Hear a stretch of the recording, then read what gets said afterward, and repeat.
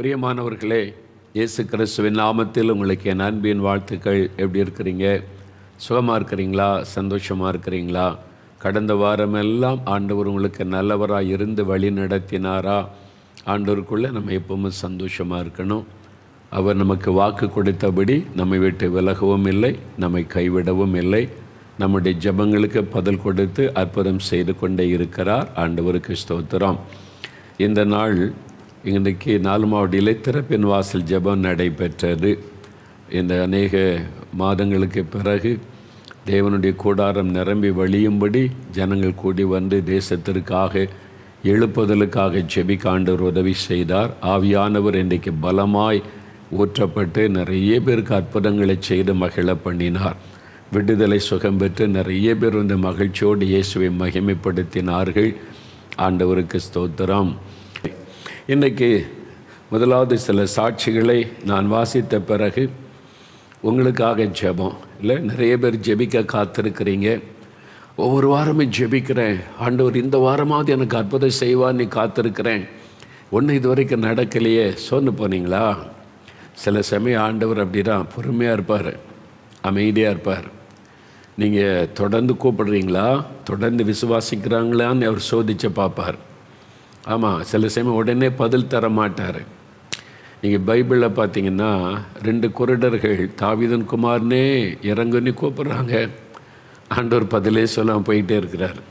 பின்னாலே வர்றாங்க, தாவீதின் குமாரனே இறங்கு இறங்கும் இறங்குன்னு சொல்லி. இயேசு கண்டுக்காத மாதிரி அவர் போகிற மாதிரி தான் சம்பவம் சொல்லப்படுது. ஆனால் அவருக்கு தெரியும் அவங்க எந்த அளவு என்னை விசுவாசிக்கிறாங்க, எந்த அளவுக்கு என்னிடத்தில் பெற்றுக்கொள்ள வாஞ்சியாக வருகிறார்கள். சும்மா ஒரு முறை கூப்பிட்டு பார்த்துட்டு போயிடுறாங்களா, பெற்றுக்கொள்ள வரைக்கும் தொடர்ந்து வர்றாங்களா, சோதித்து பார்க்கிற ஒரு தேவன் அவர். நம்ம அவர் மேலே வச்சிருக்கிற அன்பு விசுவாசம் எப்படிப்பட்டதுன்னு சோதித்து பார்க்கிறவர். அமைதியாக போயிட்டே இருக்கிறார் ஆண்டவர். கடைசியில் ஒரு வீட்டுக்கு வந்துட்டார். வீட்டுக்குள்ளே வந்து உட்காந்துட்டார் அமைதியாக. இந்த கண் தெரியாதவங்க அந்த வீட்டுக்குள்ளே வந்துட்டாங்க, தொடர்ந்து வந்துட்டாங்க. பின்னாலேயே தொடர்ந்து தெருவிலேருந்து கூப்பிட்டுக்கிட்டே வந்தவங்க இப்போ வீட்டுக்குள்ளே வந்துட்டாங்களா. இயேசுவே தாவீதின் குமாரனே இறங்கும் அப்படின்னு சொல்கிறாங்க. இயேசு கேட்கிறார், இதை செய்ய என்னிடத்தில் வல்லமை உண்டு என்று விசுவாசிக்கிறீங்களா? மத்தேயு 9ஆம் அதிகாரத்தில் பைபிளில் அது எழுதப்பட்டிருக்குது. விசுவாசிக்கிற ஆண்டவரே அப்படின்னா நீங்கள் விசுவாசித்தபடியே உங்களுக்கு சுகம் உண்டாகட்டும்னார். கண் பார்வை வந்துச்சு. பார்த்தீங்களா? அவங்க ஒரு முறை கூப்பிட்டுட்டு என்ன இயேசு பதிலே சொல்லாமல் போகிறாருன்னு திரும்பி போயிருந்தா அற்புதத்தை இழந்து போயிருப்பாங்க. ஆண்டவர் சில சமயம் அப்படி தான், நம்ம தொடர்ந்து அவரை விசுவாசிக்கிறோமா, தொடர்ந்து விசுவாசித்து கூப்பிடுகிறோமா என்பதை சோதித்து பார்ப்பார். அதனால் இவ்வளோ நாள் கூப்பிட்ட ஒன்றும் நடக்கலையே, இன்றைக்கு அற்புதம் நடக்கும், இன்றைக்கி விடுதலை தருவார். சொன்னு போகாருங்க. பெற்றுக்கொள்ள வரைக்கும் விடக்கூடாது ஆண்டவரை.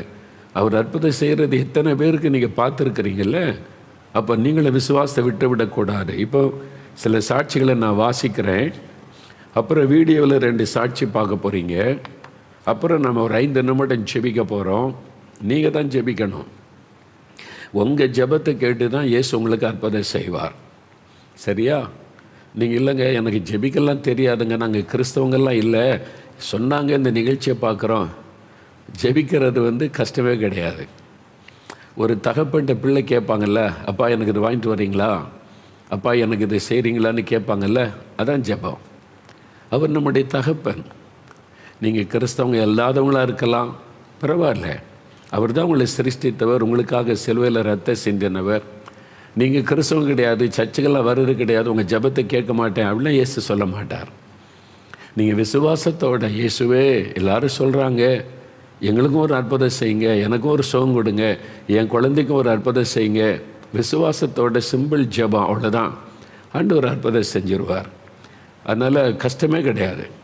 நீங்கள் அவங்க அனுபவங்களை வாசிக்கும் போது நீங்கள் தெரிந்து கொள்ளுவீங்க அவங்க எப்படி இயேசுகிட்டேருந்து அற்புதம் பெற்றுக்கொண்டாங்கன்னு.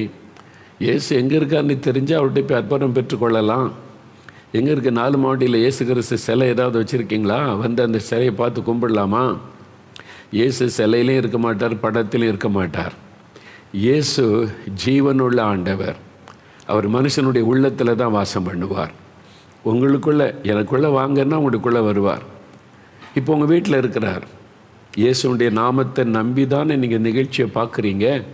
அப்போ இயேசுன்ற நாமத்தின் மேலே ஒரு சின்ன விசுவாசம் வந்த உடனே உங்கள் வீட்டில் அவர் பிரசன்னமாக இருக்கிறார். நீங்கள் அவருடைய பிரசன்னத்தை உணர முடியும். நீங்கள் விசுவாசிங்க, உங்கள் பக்கத்தில் இருக்கிறார். அப்போது இயேசுவே இங்கே தான் இருக்கிறீங்க, எனக்கு அற்புதம் செய்யுங்கன்னு ஜெபிச்சா போதும், அற்புதம் நடந்துடும். சரியா? இப்போ அந்த சாட்சிகளை பாருங்களேன், அவங்களுக்கு என்ன நடந்ததுன்னு. முதலாவது, சென்னையிலிருந்து கிறிஸ்டோஃபர் என்கிற ஒரு சகோதரர் ஒரு அனுபவத்தை எழுதியிருக்கிறார். என்னுடைய மனைவி கடந்த 26 வருடமாக மன அழுத்த நோயினால் மிகவும் பாதிக்கப்பட்டிருந்தாள். டிப்ரெஷன். மாத்திரை இல்லாமல் அவளால் இரவு நேரத்தில் தூங்க முடியாது. மாத்திரையின் வீரியம் குறைந்ததுமே தூக்கத்திலிருந்து எழுந்து விடுவாள். நடுராத்திரியில் கிச்சனில் சென்று வீட்டு வேலைகளை செய்து கொண்டிருப்பாள். அதிகமான கோபம் வரும். என்ன பேசுகிறோம் என்றே தெரியாமல் பேசிவிடுவாள். சில நேரங்களில் தானாகவும் பேசிக்கொண்டே இருப்பாள். எவ்வளவோ மருத்துவங்களை முயற்சி செய்து பார்த்தோம், எந்த பலனும் இல்லாமல் இருந்தது. 26 வருஷம். என்ன ஒரு வேதனை இல்லை?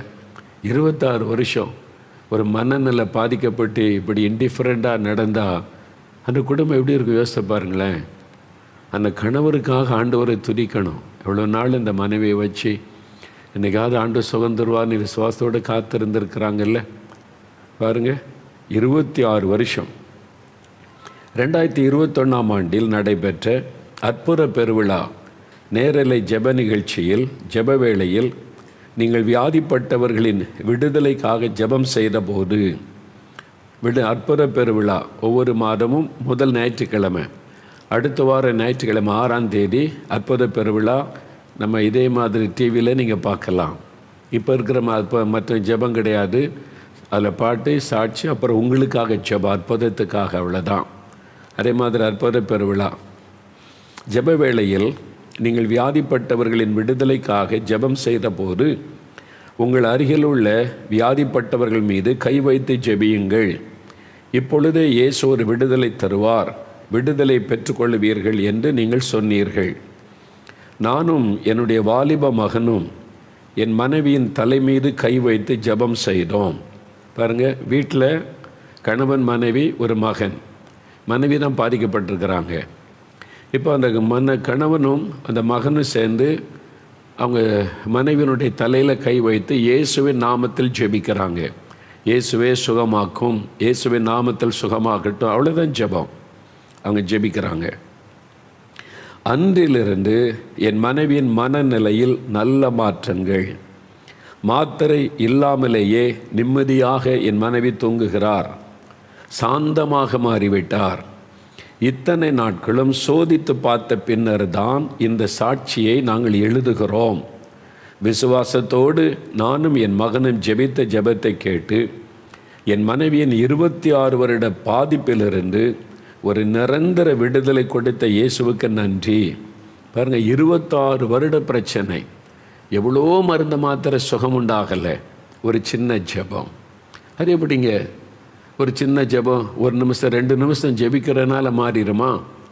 ஜெபத்திற்கு அவ்வளோ வல்லமை உண்டு. ஏன் தெரியுமா? ஜெபத்தை கேட்கிற இயேசு வல்லமை உள்ளவர். என் நாமத்தினால் நீங்கள் எதை கேட்டால் அதை செய்வேன் என்று வாக்கு கொடுத்திருக்கிறார். நீங்கள் எங்கே உட்கார்ந்து கொண்டு இயேசுவே இதை செய்யுங்க, இயேசுவின் நாமத்தில் இந்த அற்புதம் நடக்கட்டுன்னு சொல்லி பாருங்கள். விசுவாசத்தோட இருதயத்தின் ஆழத்திலிருந்து சொல்லணும். சும்மா ஆண்டவரை சோதிச்செல்லாம் பார்க்கக்கூடாது. நீங்கள் உண்மையான விசுவாசத்தோடு சொன்னீங்கன்னா உடனே அற்புதம் நடந்துடும். பாருங்கள், நடந்துட்ட 26 வருஷ பிரச்சனை ஒரு சின்ன ஜெபத்தில் இயேசு விடுதலை கொடுத்து விட்டார். அதுதான் இன்றைக்கி உங்கள் வீட்டில் நடக்க போகுது. உங்கள் வீட்டில் குழந்தைகளோ பெரியவங்களோ யார் பாதிக்கப்பட்டிருந்தாலும் நீங்கள் கை வைத்து ஜெபிக்க போகிறீங்க. இயேசு கிறிஸ்து அற்புதம் செய்ய போகிறார். இப்போ சகோதரர் வாசுதேவன், சென்னையிலிருந்து இன்னொரு சகோதரர் வாசுதேவன், நான் இயேசுவை அறியாத குடும்பத்தில் பிறந்து இயேசுவை பற்றி தெரிந்து கொண்டு இயேசுவையே என் சொந்த இரட்சகராக ஏற்றுக்கொண்டேன். என்னுடைய மகளுக்கு 9 வருடமாக வரன் பார்த்து வந்தேன். மாப்பிள்ளை பார்த்துருக்குறாங்க 9 வருஷமாக. 40 மாப்பிள்ளைகளுக்கு மேலாக பார்த்துவிட்டேன். ஒரு வரனும் அமையாமல் இருந்தது. ஏதாவது ஒரு தடை வந்து வரன் பேசுவது நின்றுவிடும். என் மகளின் திருமண வயதும் கடந்து கொண்டே வந்தது. எனக்கு மிகுந்த கவலையாக இருந்தது. இந்த சூழ்நிலையில்தான் உங்களையும் ஜெபிக்கலாமாக நிகழ்ச்சியை பார்த்தபோது ஜாதகத்தை கிழித்து போட்டு நன்மைகளை பெற்றுக்கொண்ட சாட்சியை கேட்டேன். நானும் ரட்சிக்கப்படாத காலத்தில் எங்கள் வீட்டில் ஜாதகம் எழுதி வைத்திருந்தேன். உடனே ஜாதகத்தையும் எடுத்து கிழித்து தூர போட்டேன். இயேசுவிடம் என் மகளின் வாழ்க்கையை ஒப்பு கொடுத்து என் அறியாமைக்காக மன்னிப்பு கேட்டேன். அறியாமை, நிறைய பேர் அறியாமையில் தான் நம்ம பிசாசுக்கு இடம் கொடுத்துறோம். அறியாமைனால, பக்தின்ற பேரில் அறியாமல் நம்ம நிறைய காரியம் ஆண்டவருக்கு விரோதமாக செய்து ஆசீர்வாதத்தை இழந்து நிற்கிறோம். பாருங்கள், இவங்க இயேசுவை நேசிக்கிறவங்க, ரட்சகராக ஏற்றுக்கொண்டவங்க தான். ஆனால் அவங்களுக்கு தெரியல இதெல்லாம் தப்பு, இது ஆண்டவரை விட்டு வழி விலகிற காரியம்னு சொல்லி. இப்போ அதை எடுத்து போட்டோன்னே என்ன நடந்துட்டு பாருங்க. கொஞ்ச நாளிலேயே நல்ல ஒரு வரன் அமைந்து 2021ஆம் ஆண்டு அக்டோபர் மாதத்தில் என் மகளின் திருமணம் வெகு சிறப்பாக நடக்க தேவன் கிருபை பாராட்டினார். என் மகளின் 9 வருட திருமண தடையை மாற்றின இயேசுவுக்கு நன்றி.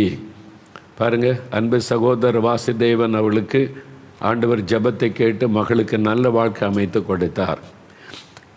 உங்கள் வாழ்க்கையில் ஏன் என் ஜெபம் கேட்கப்பட மாட்டேங்குது, என்ன தடை இருக்கிறது? நீங்கள் ஆண்டவர்கிட்ட கேட்டால் ஆண்டவர் உணர்த்துவார். இந்த தடையெல்லாம் மாற்று, இதெல்லாம் ஆசீர்வாதத்துக்கு தடை, இந்த தவறான நம்பிக்கைக்கு இடம் கொடுக்காத அப்படின்னு ஆண்டவர் சொல்லுவார். கண்டதையும் நம்பக்கூடாது. பக்தின்ற பேரில் எல்லாத்தையுமே சிலர் நம்புறாரு. அது தவறான நம்பிக்கை சாபத்தை கொண்டு வந்து விடும். அதனால் நம்புகிறதெல்லாம் சரியாக இருக்காது. சரியானதை சோதித்து பார்த்து நீங்கள் நம்பி விசுவாசிக்கணும். அதில் தான் கவனமாக இருங்க. அடுத்து சகோதரர் அருண், திருவண்ணாமலையிலிருந்து அருண் என்கிற ஒரு சகோதரர் எழுதியிருக்கா பாருங்கள். இவருக்கு பாருங்களேன், 72 வருஷ பிரச்சனைக்கு ஆண்டவர் முடிவை உண்டாக்கி இருக்கிறார். ரொம்ப ஆச்சரியமாக அவர் எழுதியிருக்கிறார். நிறைய வீடுகளில் வழக்கு நடக்கலை, நீதிமன்றத்தில் சொத்து வழக்கு, வீட்டு வழக்கு முடியவே மாட்டேங்குது. நிறைய பேர் கடிதம் எழுதுறீங்க ஆண்டவரில் ஒரு முடிவை உண்டாக்கணும்னு சொல்லி. இங்கே பாருங்கள், எங்களுக்கு வர வேண்டிய ஒரு பூர்வீக சொத்து என் தாத்தாவால், என் அப்பாவால், அதன் பிறகு என்னால் என்று ஒரு 3 தலைமுறையாக நாங்கள் அதை அனுபவிக்க முடியாமல் இருந்தது.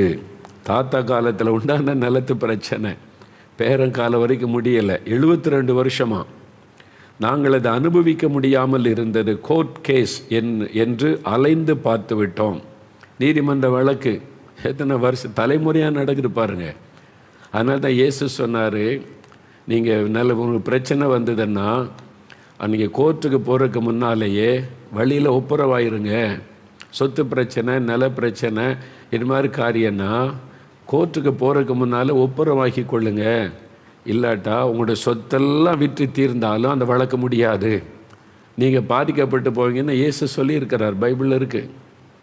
அதே மாதிரி பாருங்கள், 72 வருஷம் கோர்ட் கேஸ் தொடர்ந்து அவங்களுக்கு பிரச்சனை. இப்போது நாங்கள் கோர்ட்டுக்கு அலைந்து பார்த்து விட்டோம், எதுவும் எங்களால் செய்ய முடியவில்லை.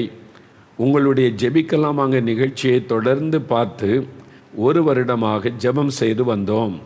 பெரிய ஆச்சரியம், அந்த இடத்தை எங்களுக்கு விட்டுத்தர முடியாது என்று சொன்னவர்கள் தாங்களாகவே முன்வந்து சமாதானத்தோடு எங்களுக்கான இடத்தை அளந்து பிரித்து கொடுத்து விட்டார்கள்.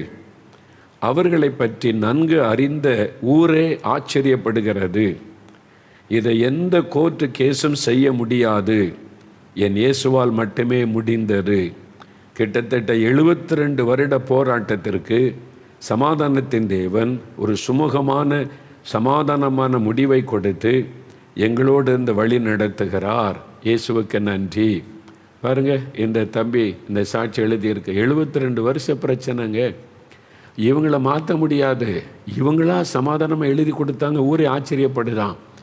எப்படிப்பட்ட மனுஷனுடைய இருதயத்தையும் ஆண்டவர் மாற்றி விடுவார். நீங்கள் பிரச்சனை ஆண்டவர்கிட்ட கொண்டு வாங்க, ஆண்டவருக்கு தெரியப்படுத்தி ஜெபிங்க. ஆண்டவர் பாருங்கள் உங்களுக்கு அற்புதம் செய்வார். சகோதரி தேவதாஸ் உதயகுமாரி, இலங்கையில் மட்டக்களப்பு பேட்டிக்குலாவிலிருந்து தேவதாஸ் உதயகுமாரி என்கிற ஒரு சகோதரி எழுதியிருக்கிறாங்க. எங்களுக்கு 4 பிள்ளைகள். நாங்கள் கிறிஸ்தவர்களாக இருந்தாலும் உலக பிரகாரமான காரியங்களுக்கு முன்னுரிமை கொடுப்போம். நல்ல நேரம் பார்ப்போம். ஒவ்வொரு நாளும் டிவியில் ராசி பலன் பார்ப்போம். எங்கள் குடும்பத்தில் ஒவ்வொருவருக்கும் ஜாதகம் எழுதி வைத்திருந்தோம். ஏதும் எங்களுக்கு கஷ்டம் வந்தால் உடனே ஜாதகத்தை எடுத்துக்கொண்டு ஜோசியரிடம் போவோம். இப்படி இருக்கின்ற காலத்தில் தான் லாக்டவுன் வந்தது. நான் ஃபோனில் யூடியூபில் நாடகங்கள், சினிமா செய்திகள், கலை நிகழ்ச்சிகள் அதையே பார்த்து கொண்டிருப்பேன். அந்த நேரத்தில் தான் ஜெபிக்கலாமாக நிகழ்ச்சியை பார்த்தேன். எங்களுக்கு ஜெபிக்க தெரியாது. சுரூபங்களை தொட்டு பூ வைத்து மன்றாடுவது தான் வழக்கம். பைபிள் வாசிக்க மாட்டோம். இப்படி இருக்கின்ற போது எங்கள் தேசத்தை கொரோனா பாதித்தது. இந்த சூழ்நிலையில் எங்களுக்கு பயம் ஏற்பட்டது. ஜெபிக்கலாமாக நிகழ்ச்சியில் ஜெபிப்பது எப்படி என்ற ஆலோசனை தந்தீர்கள். ஜாதகத்தை பற்றிய சாட்சிகள் வாசிக்கும்போது என் இருதயத்தை தொட்டது. உடனே எல்லா ஜாதகத்தையும் எரித்து விட்டேன். சினிமா நாடகங்கள் பார்ப்பதை முற்றிலுமாய் மறந்து விட்டேன். ஜெபம் பண்ணுவதற்கு தெரியாமல் இருந்த எனக்கு உங்கள் ஆலோசனைப்படி இப்பொழுது ஜெபிக்கிறேன். என் தேசத்திற்காகவும் இலங்கைக்காக ஜெபிக்கிறேன். பைபிள் வாசிக்காத நான் வேதம் வாசிக்கிறேன். ஜெபிக்கலாம் வாங்க என்ற நிகழ்ச்சியை வழங்குகின்ற உங்கள் அனைவருக்கும் நன்றி. அதாவது ஆவிக்குரிய வாழ்க்கையில் பெரிய மாற்றம். அதான் அவங்க எழுதியிருக்கிறாங்க. இதுவரை ஜெபிக்க தெரியாது, பைபிள் வாசிக்கிறதில்ல, இப்போ மாற்றம். தவறான நம்பிக்கை அதெல்லாம் அப்புறப்படுத்திட்டோம். சந்தோஷம். பார்த்தீங்களா? இதுதான் இயேசு. நீங்கள் ரட்சிக்கப்படவும் சத்தியத்தை அறிகிற அறிவை அடையவும் தேவன் சித்தமுள்ளவராக இருக்கிறார். நம்ம ரட்சிக்கப்படணும். சத்தியம்னா உண்மையை அறியணும். நிறைய பொய்யான மதங்கள், பொய்யான நம்பிக்கைகள், பொய்யான வணக்கங்கள் நிறைய இந்த உலகத்தில் இருக்கிறது. நிறைய பேர் அறியாமல் அதுதான் உண்மைன்னு நம்பி வாழ்நாள் முழுது ஏமாந்து கொண்டே இருக்கிறதை பார்க்கிறோம். அதனால் உண்மையை அறிந்து கொள்ள கர்த்தர் உங்களுக்கு உதவி செய்வாராக. அடுத்து ஒரு சாட்சி பாருங்கள். சகோதரர் விஜயன் தஞ்சாவூர்லேருந்து எழுதியிருக்கிறார். இது ஒரு அற்புதம் பாருங்களேன். உங்கள் சரீரத்தில் கட்டி இருக்குதா? கேன்சர் கட்டி, டிபி கட்டி, தைராய்டு கட்டி பாதிக்கப்பட்டு கஷ்டப்படுறீங்களா? கர்ப்பப்பையில் கட்டி, இன்றைக்கு இயேசு சுகம் தருவார். சுகம்னா அதை எடுத்து போட்டுருவார். இங்கே ஒரு சாட்சி பாருங்கள். நான் ஒரு இயேசுவை அறியாத குடும்பத்தில் பிறந்தவன். நன்றாக இருந்த எனக்கு திடீரென்று ஒரு பாதிப்பு வந்தது. வயிற்று வலியால் மிகவும் கஷ்டப்பட்டேன். என்னால் என்னுடைய பைக்கை கூட ஓட்ட முடியாத ஒரு சூழ்நிலை வந்தது. எழுந்து நடக்கக்கூட சிரமப்பட்ட போது மருத்துவரிடம் சென்று காண்பித்தோம். பித்தப்பையின் அருகில் ஒரு கட்டி இருக்கிறது. மருந்து மாத்திரைகளால் கரைக்க முடியாது. உடனே ஆப்ரேஷன் செய்து எடுத்து விட வேண்டும் என்று சொன்னார்கள். ஆப்ரேஷனுக்கான நாளையும் நேரத்தையும் கூட குறித்து விட்டார்கள். எங்கள் வீட்டின் பக்கத்தில் உள்ள கிறிஸ்தவ குடும்பத்தினர் உங்களுடைய நிகழ்ச்சியை பற்றி சொல்லி பார்க்க சொன்னார்கள். உங்களுடைய நிகழ்ச்சியை நானும் என் மனைவியும் பார்த்தோம். ஜெப நேரத்தில் நீங்கள் சொன்னீர்கள், உங்கள் வீட்டில் வியாதிப்பட்டவர்கள் யாராவது இருந்தால் அவர்கள் மீது கை வைத்து நீங்களே ஜெபம் செய்யுங்கள் என்று சொன்னபோது என் மனைவி எனக்காக ஜெபம் செய்தாள். மருத்துவர் குறித்து கொடுத்த நாளில் நாங்கள் ஸ்கேன் செய்ய போனோம். ஸ்கேன் செய்த ரிப்போர்ட்டை பார்த்த மருத்துவர் டாக்டர் பித்தப்பையில் இருந்த கட்டியை காணவில்லை. எப்படி இந்த அதிசயம் என்று மிகவும் ஆச்சரியப்பட்டு போனார். பாருங்க, கணவனுக்காக மனைவி கை வைத்து ஜெபிச்சாங்க. அவங்க இயேசு அறியாத குடும்பம். அப்போ இயேசு அவங்களுடைய ஜெபத்தை கேட்க மாட்டார், கேட்பார். இதுவரைக்கும் நீங்கள் இயேசு அறியாமல் இருந்திருக்கலாம். இப்போ அவரை பற்றி தெரிஞ்சுக்கிட்டீங்கல்ல. அவர் ஜெபத்தை கேட்கிறவர், அற்புதம் செய்கிறவர், ரட்சகர், விடுவிக்கிறவர், சுகம் கொடுக்கிறவர் என்று. இயேசுவே நானும் விசுவாசிக்கிறேன். என் கணவருக்கு சுகம் கொடுங்க, என் மனைவிக்கு சுகம் கொடுங்க, என் குழந்தைக்கு சுகம் கொடுங்க, எனக்கு சுகம் கொடுங்கன்னு ஜெபிச்சா அதான் ஜெபம். அவ்வளோதான். ரொம்ப சிம்பிள், கஷ்டமே கிடையாது. நீங்கள் இயேசுகிட்ட உருண்டு புரண்டு எழும்பி கஷ்டப்பட்டு உங்களை வருத்தி ஒன்றும் பண்ண வேண்டாம். அவர் தகப்பன், நீங்கள் பிள்ளைகள். நான் உனக்கு அற்புதம் செய்யணுமா, தலைகளை நில்லு அப்படின்னு சொல்லுவாரா? சொல்ல மாட்டார். நீ விசுவாசிக்கிறியா? அது ஒன்று தான் கேட்பார். நீ விசுவாசித்தா நான் உனக்கு அற்புதம் செய்கிறேன். அவர் விசுவாசிக்கணும், அவ்வளோதான். விசுவாசத்தோடு ஒரு ஜெபம் பண்ணணும். அவங்களுடைய மனைவி தான் ஜெபிச்சாங்க, அவங்க ஊழியக்காரி கிடையாதுங்க. அப்போ ஊழியக்காரன் ஜெபிச்சாதான் ஆண்டவர் அற்புதம் செய்வாரா? இல்லை. சின்ன பிள்ளைகள் ஜெபித்தாலும் இயேசு அற்புதம் செய்வார்.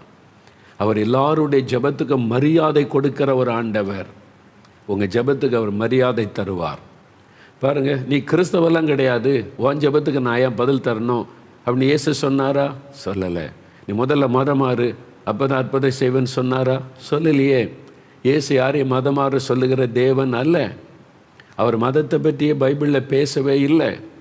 விசுவாசம் அவ்வளோதான். இந்த ஆண்டவர் இயேசு எனக்கு அற்புதம் செய்வார். அந்த சகோதரி மனைவி ஜெபிக்கிறாங்க. டாக்டர்கிட்ட போய் ஆப்ரேஷனுக்கு நியமிக்கப்பட்ட நாளில் ஸ்கேன் எடுத்து பார்த்தா மருத்துவ அந்த பித்தப்பையில் இந்த கட்டியே காணவில்லை. எப்படி இந்த அதிசயம் என்று டாக்டர்கள் ஆச்சரியப்பட்டு போனார்கள். என்னையா நடந்துச்சு? கட்டியை காண, முன்னால் இருந்த ஸ்கேனில் இருக்குது, இப்போ உள்ள ஸ்கேனில் இல்லை, கட்டி எங்கே போச்சு? அவர் தான் ஆப்ரேஷனுக்கான நேரத்தையும் நாளையும் குறித்திருந்தவர். இப்போ ஆப்ரேஷன் இல்லை, நான் நல்ல சுகத்தோடு இருக்கிறேன், எந்த பிரச்சனையும் இல்லை, என்னை தெரிந்து கொண்ட இயேசு எனக்கு சுகம் கொடுத்திருக்கிறார். அன்பு சகோதரி விஜயன், அவங்க உங்களுடைய விசுவாசத்தை இயேசு கனப்படுத்தினார். உங்கள் மேலே அவர் அதிக அன்பு வைத்திருக்கிறார். இயேசுவின் தழும்புகளால் குணமானீங்க. உங்களை நாங்கள் வாழ்த்துகிறோம். தொடர்ந்து ஆண்டவருடைய ஆசீர்வாதம் உங்களோடு இருப்பதாக. இன்னொரு சாட்சி கடைசியாக பாருங்கள்.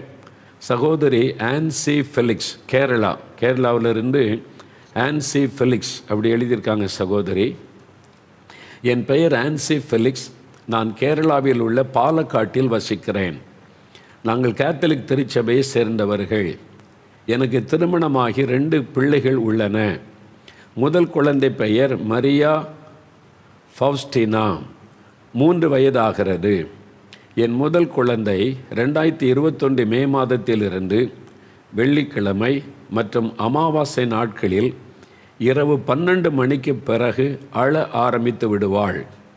நாளடைவில் தினமும் இரவு 12 மணிக்கு மேல் பாம்பை போல நெளிந்து சத்தம் போட்டு கதறி அழுவாள். அந்த நேரத்தில் என் குழந்தை அதிக பலன் கிடைத்தது போன்று இருக்கும்.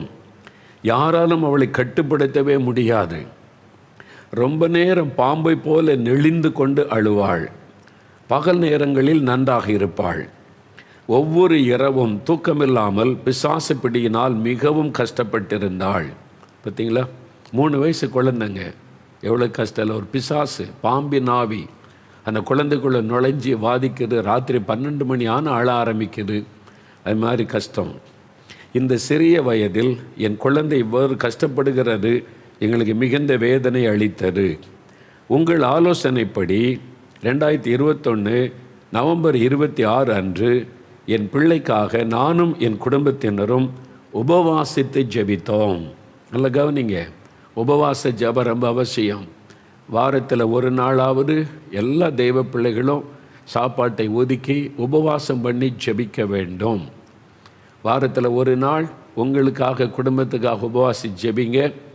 இன்னொரு நாள் தேசத்துக்காக, என் இந்தியாவுக்காக நான் உபவாசம் பண்ணுறேன்னு சொல்லி ஜெபம் பண்ணுங்க. அவங்க குடும்பமாக உபவாசம் பண்ணி ஜெபித்தாங்க. பாருங்கள், அன்று இரவில், வெள்ளிக்கிழமை இரவில் நடைபெற்ற ஆசீர்வாத உபவாச ஜெபத்தில் குடும்பமாக கலந்து கொண்டு என் குழந்தையின் விடுதலைக்காக நாங்களே ஜெபித்தோம். அன்று இரவில் இருந்து என் குழந்தை நன்றாய் தூங்கினாள். இப்பொழுது 3 அமாவாசை தினங்கள் மற்றும் 12 வெள்ளிக்கிழமைகள் கடந்துவிட்டது. என் குழந்தை எப்பொழுதும் போல இரவு நேரங்களில் நன்றாக உறங்குகிறாள். எங்கள் ஜெபத்தை கேட்டு 7 மாதமாக இருந்த பிசாசின் பிடியிலிருந்து எங்கள் குழந்தைக்கு பூரண விடுதலை கொடுத்த இயேசப்பாவுக்கு கோடி நன்றிகள். பார்த்தீங்களா, வீட்டில் இருந்தே தாய் தகப்பன் உபவாசம் ஜெபம் பண்ணி விடுதலை பெற்றுக்கொண்டாங்க. அவ்வளோதான், ரொம்ப சிம்பிள். இயேசு கிறிஸ்துவிட்ட அற்புதம் பெறுவது கஷ்டமே கிடையாது. இயேசு என்ன, நீ 4 மாடிக்கு போ, காலில் செருப்பு கூட நடந்து போ, அப்போ தான் உனக்கு அற்புதம் செய்வேன் சொன்னாரா? நீ உன்னை வருத்திக்க, உன்னை வேதனைப்படுத்த, உன் சரீரத்தெல்லாம் ஏதாவது பண்ணு, அப்போ தான் உனக்கு அற்புதம் கிடையாது. அவர் நம்முடைய, நீ விசுவாசி, அவ்வளோதான், சிம்பிள் ஃபெய்த். இயேசுவே, ஏன்னா அவர் சிலுவையில் எல்லாத்தையும் சுமந்து முடிச்சிட்டாரு. காலில் பாதரட்சி இல்லாமல் அவரை கல் முள்ளில் இழுத்து கொண்டு போய் சிலுவை சுமக்க வச்சு அடித்து நமக்காக எல்லாத்தையும் அவர் சிலுவையில் சுமந்துட்டார். இனி நீ உன்னை வருத்த வேண்டாம், உன்னை கஷ்டப்படுத்த வேண்டாம். உனக்கு பதிலாக தான் நான் அடிப்பட்டேன், உனக்கு பதிலாக தான் நான் சிலுவை சுமந்தேன், உனக்கு பதிலாக தான் நான் காலில் செருப்பு கூட இல்லாமல் கல் மண்ணில் என்னை இழுத்து கொண்டு போய் என்னை சிலுவையில் அரைஞ்சாங்க. உனக்காக எல்லாத்தையும் நான் செஞ்சு முடிச்சிட்டேன். நீ என் பிள்ளை, இனி இன்னும் கஷ்டப்பட தேவையில்லை. நீ விசுவாசத்தோட இயேசுவே உங்கள் பிள்ளை வந்திருக்கிற, எனக்கு சுகம் கொடுங்கன்னு கேளு. அவ்வளோதான். அற்புதம் பாருங்கள். விசுவாச ஜபத்தில் குழந்தைக்கு அற்புதம். பெற்றோர் உங்கள் பிள்ளைக்கு உபத்திரம்னா பேரண்ட்ஸ் உபவாசம் பண்ணி ஜெபிங்க. தாய் தகப்பன் உபவாசம் பண்ணி குழந்தைக்கு ஒரு நாள் ஜெபிச்சு பாருங்கள், உடனே இயேசு விடுதலை தந்துடுவார். சரியா? அப்போ இத்தனை சாட்சிகளை கேட்டோம்ல. இப்போ சில நிமிட நேரம் 2 சாட்சிகளை நீங்கள் வீடியோவில் பார்க்க போகிறீங்க. அதுக்கப்புறம் 5 நிமிட ஜெபம். நல்லா கவனிங்க. இன்றைக்கு இயேசு உங்கள் ஜெபத்துக்கு அற்புதம் செய்ய போகிறார். சகோதரர் இஸ்ரேல் கோயம்புத்தூர்லேருந்து ஒரு சகோதரர் அவருக்கு நடந்த அற்புதத்தை சொல்கிறார். என்னன்னு கேட்பலாங்களா? இயேசு கிறிஸ்து கொடுக்குற ஆசீர்வாதம் அந்த தவறான பாவ பழக்கத்திலிருந்து விடுதலை, அப்புறம் ஆவிக்குரிய அனுபவம், வேத வாசிக்க ஜெபிக்க இயேசுவோடு இருக்கிற அனுபவம், அப்புறம் ஆசீர்வாதம். ஒரு வாகனம் வச்சுருந்தவருக்கு 2 வாகனம். இல்லைங்களா? Double blessing. பெருக பண்ணுகிற தேவன். பாருங்கள், பழைய காலத்து வீடு எத்தனையோ வருஷமாக இப்போ புது வீடு ஆண்டவர் கட்டி கொடுத்துருக்கிறார். ஆசீர்வதிக்கிறவர் இயேசு. நீங்கள் அவரை பற்றி கொண்டால் சகலவிதமான ஆசீர்வாதமும் அவர் தருவார். அவர் கொடுத்த ஆசீர்வாதம் பார்த்தீங்களா? ஒன்று தான். பாவத்திலிருந்து விடுதலை பெற்றுக்கொண்டாலே நம்முடைய வாழ்க்கையில் ஆசீர்வாதம். புகைப்பிடிக்கிற பழக்கம், அப்புறம் மதுபானம் குடிக்கிற பழக்கம், அப்புறம் சூதாட்டம், சீட்டு விளையாடுறது, இப்போ ஆன்லைனில் ரம்மி விளையாடுவது, அதெல்லாம் பாவம், அடிமைத்தனம் பண்ணிவிடும். அப்போ அது மாதிரி சில பாவ பழக்கங்கள் நீங்கள் விட நினைச்சாலும் விட முடியாது. ஏன்னா அதுக்கு ஒரு வல்லமை இருக்கிறது. பாவத்திற்கு ஒரு வல்லமை. அந்த பாவத்துக்கு பின்னால் இருப்பது ஒரு பிசாசின் ஆவி. இயேசு தான் விடுதலை தர முடியும். அவர் தான் பிசாசை ஜெயித்தவர். இயேசுவே எனக்கு உதவி செய்யுங்க, விடுதலை கொடுங்கன்னு ஜெபிச்சிட்டிங்கன்னா விடுதலை கொடுத்துட்டால. 2 வருஷம் ஆச்சு. பீடி பிடிக்கிறது இல்லை, சிகரெட் பிடிக்கிறது இல்லை. இப்போ பைபிள் வாசி, ஜபம், எவ்வளோ ஆசீர்வாதம் இல்லை, சந்தோஷம் இல்லை, உங்களுக்கு தருவார். ஒரு மகிழ்ச்சியான ஒரு வாழ்க்கை இயேசு தான் தர முடியும், உங்களுக்கு தருவார். இன்றைக்கி நீங்கள் கேளுங்க, தருவார். சரியா? இன்னொரு சாட்சியை கேட்டுட்டு ஜெபிக்க போகிறோம். சகோதரி சுமதி திருப்பூரில் இருந்து அவங்க அனுபவத்தை சொல்கிறாங்க. கேட்குறீங்க பாருங்கள். இந்த மகள் சுமதி அந்த குடும்பத்துக்கு இயேசு செய்த அற்புதம். என்ன கஷ்டப்பட்டிருக்காங்கல்ல, அப்படியே இந்த ஆவி தற்கொலை பண்ணி செத்துரு, எதுக்கு வாழணும், என்ன வாழ்க்கை, தூக்கம் இல்லை, பயம், தற்கொலை, அந்த போராட்டம், நிம்மதி இல்லை. எவ்வளோ பணம் செலவு பண்ணி விடுதலைக்காக இலவசமாக இயேசு அப்படின்ற நேரத்தில் விடுதலை தருகிறார். அதிலே நீங்கள் அறிந்து கொள்ள, இலவசமாக இயேசு விடுதலை தருவார். எப்போ பணம் காசு அதில் தான் பரிகாரம் அப்படின்னு சொல்லப்படுதோ, நீங்கள் கொஞ்சம் யோசிக்கணும். ஒரு கடவுள் என்பவர் நம்முடைய தகப்பன். அவங்க எவ்வளோ உரிமையாக ஏசப்பா எனக்கு அப்பா அவர், நான் போய் கூப்பிட்டா நான் பயந்தா ஏன் பயப்படுற மகளே அப்படின்னு சொல்கிறார். பார்த்தீங்களா? இயேசுவை ஏற்றுக்கொண்டா ஒரு தகப்பனுக்கும் மகனுக்கும் மகளுக்கும் உள்ள உறவு, அதுதான் நம்முடைய வாழ்க்கையில் பெரிய சந்தோஷம். கடவுள் என்கிறவர் நம்முடைய தகப்பன், நம்மளுடைய பிள்ளைங்க, குழந்தைகள். அவர் நம்மளை பிள்ளைகளே நீ கூப்பிடணும், நீ பயப்படாத, நான் கூட இருக்கிறேன்னு சொல்லணும். சரிங்களா? அப்போ இந்த அனுபவம் இன்றைக்கி இதே மாதிரி உங்களுக்கு ஆண்டவர் செய்வார். உங்களுக்கு என்ன தேவை? பாவத்திலேருந்து விடுதலை வேணுமா? பிசாசு கட்டிலேருந்து விடுதலை வேணுமா? வியாதியிலேருந்து விடுதலை வேணுமா? ஒன்றுமே வேண்டாம். வீட்டில் இருந்தே பிரார்த்தனை பண்ணுங்கள். ஒரு 5 நிமிடம் தான் ஜெபிக்க போகிறேன். சரியாக ஜெபிக்கலாமா? அப்படியே முடிந்தால் முழங்கால் படிட்டு கொள்ளுங்கள், அல்லது இருந்த இடத்துல கண்களை மூடி, எனக்கு இந்த பாவத்திலேருந்து விடுதலை வேணும், இந்த பாவ பழக்கம், பீடி சிகரெட்டு, இந்த குடி பழக்கம், இந்த தவறான பாவ காரியம், அதிலிருந்து விடுதலை வேண்டும்னா இருதயத்தில் கை வைத்து, இயேசுவே எனக்கு விடுதலை கொடுங்க, எனக்காக சிலுவையில் நீங்கள் மரிச்சிங்களே, உங்கள் ரத்தத்தினால் என்னை கழுவுங்க, நீங்கள் உயிரோடு எழுந்துட்டீங்கல்ல, எனக்கு இப்போ விடுதலை கொடுங்க அப்படி சொல்லுங்கள். எனக்கு விடுதலை கொடுங்க, இந்த பாவத்திலேருந்து விடுதலை கொடுங்க, நோயிலேருந்து விடுதலை கொடுங்க, இந்த பயம், இந்த ஆவியிலேருந்து விடுதலை கொடுங்க. இந்த சுமதிக்கு விடுதலை கொடுத்துருக்குறீங்க, இந்த இஸ்ரவேல் ஐயாவுக்கு பாவத்திலேருந்து விடுதலை கொடுத்துருக்கிற எனக்கு விடுதலை கொடுங்க சொல்லுங்கள். பார்த்தீங்களா எத்தனை பேர் குழந்தைக்கு பிசாசுப்பட்டு இந்த விடுதலை பெற்றிருக்காங்க, விஜயன் தஞ்சாவூர்லேருந்து கட்டி பித்த போய் பக்கத்துலேருந்து கட்டி மறைஞ்சிட்ட அவங்க ஜெபம் பண்ணும்போது நீங்கள் ஜெபம் பண்ணுங்க. இப்போ இயேசுவே இந்த கேன்சர் கட்டி இல்லாமல் போகணும், தைராய்டு கட்டி இயேசுவே நாமத்தில் இல்லாமல் போகணும், ஜெபம் பண்ணுங்க. இப்போ ஜெபம் பண்ணுங்க. இயேசுவே என்னையும் தொடுங்க, எங்கள் குடும்பத்தில் சமாதானம் இல்லை, கோர்ட்டு கேஸு நிம்மதி இல்லை, அதை முடிச்சு வைங்க அப்படின்னு கேளுங்க. திருமண தடை மாறினது, ஆண்டவரே தடையை மாற்றி காரியத்தை வாய்க்க பண்ணுங்க. 26 வருஷம் டிப்ரெஷன்லேருந்து விடுதலை, எனக்கு விடுதலை கொடுங்க, என் மனைவிக்கு, என் கணவருக்கு, பிள்ளைகளுக்கு. அவ்வளோதான். ஜெபிக்கிறீங்களா? நீங்களே ஜெபிக்கணும். கை வைத்து, இயேசுவே என்னை தொடுங்க, இயேசுவே விடுதலை கொடுங்க, இயேசுவே என் கணவரை தொட்டு சுகம் கொடுங்க, இயேசுவே என் மனைவியை தொட்டு சுகம் கொடுங்க, இயேசுவே என் குழந்தைகளுக்கு சுகம் கொடுங்க, இயேசுவே என் தகப்பனாருக்கு, தாயாருக்கு விடுதலை கொடுங்க. இயேசு கிறிஸ்துவின் நாமத்தில் எங்களுக்கு சுகம் உண்டாகட்டும். இயேசு கிறிஸ்துவின் நாமத்தில் எங்கள் வீட்டில் விடுதலை உண்டாகட்டும். இயேசு கிறிஸ்துவின் நாமத்தில் தடைகள் மாறட்டும். கற்பத்தின் ஆசீர்வாதம், குழந்தை செல்வம் உருவாகட்டும். இயேசுவின் நாமத்தில் சொல்லுங்கள். நீங்களே கேளுங்க. இயேசுவே ஆசீர்வதிங்க, இயேசுவே விடுதலை கொடுங்க, இயேசுவே அற்புதம் செய்யுங்க. இயேசு அந்த பெயரை சொல்ல ஆண்டவருடைய வல்லமை உங்களை தொடுகிறாரு. இப்போ ஆண்டவருடைய வல்லமை உங்கள் மேலே இறங்கி கொண்டு இருக்கிறாரு. அவருடைய வல்லமையை உணர்கிறீங்க. அவருடைய வெளிச்சம் உங்கள் வீட்டுக்குள்ளே வருகிறது. ஆண்டவருடைய கரம் உங்களை தொடுகிறது. யாரோ தொடுறாங்க, ஏதோ ஒரு வல்லமை இறங்குகிறதை உணர்கிறீங்க. இயேசு கிறிஸ்துவின் நாமத்தில் உங்களுக்கு விடுதலை. அப்படி சொல்லுங்கள். இயேசுவின் நாமத்தில் விடுதலை. அப்படி சொல்லுங்கள். இயேசு கிறிஸ்துவின் நாமத்தில் சுகம். இயேசு கிறிஸ்துவின் நாமத்தில் இந்த பாவங்கள் எல்லாம் ஒளிந்து போகட்டும். நீங்கள் சொல்ல விடுதலை. ஆண்டவர் தொட்டுட்டார். அவ்வளோதான். விசுவாசத்தோட ஜெபம். இப்போ சொல்லுங்கள். இயேசுவே உமக்கு ஸ்தோத்திரம், என்னை தொட்டதற்காய் ஸ்தோத்திரம், விடுதலை கொடுத்ததற்காய் ஸ்தோத்திரம், சுகம் தந்துவதற்காய் ஸ்தோத்திரம், இயேசுவின் நாமத்தில் சுகம் கொடுத்த தேவனுக்கு ஸ்தோத்திரம். அப்படி சொல்லுங்கள். இயேசுவின் நாமத்தில் எனக்கு விடுதலை கொடுத்த தேவனுக்கு ஸ்தோத்திரம், இயேசுவின் நாமத்தில் எங்களுக்கு சுகம் கொடுத்த தேவனுக்கு ஸ்தோத்திரம். அப்படி சொல்லுங்கள். அவ்வளோதான். விடுதலை. தகப்பனே, உம்முடைய பிள்ளைகள் ஒவ்வொருவரையும் தொட்டு விட்டீர், சுகம் கொடுத்து விட்டீர், அவருடைய விசுவாசத்தை கனப்படுத்தினீர். இன்று முதல் அவனுடைய வீட்டுக்குள்ள மாற்றத்தை பார்க்கட்டும், அற்புதங்களை காணட்டும். இயேசு கிறிஸ்துவின் நாமத்தில் ஜெபிக்கிறோம் பிதாவே. ஆமேன், ஆமேன். இயேசு எவ்வளோ அற்புதமானவர் பார்த்தீங்களா? உங்களை ரொம்ப நேசிக்கிறவர். சொந்து போகாமல் எப்போ உங்களுக்கு என்ன காரியனாலும் அவரிடத்தில் கேளுங்க. சரியா? இப்போ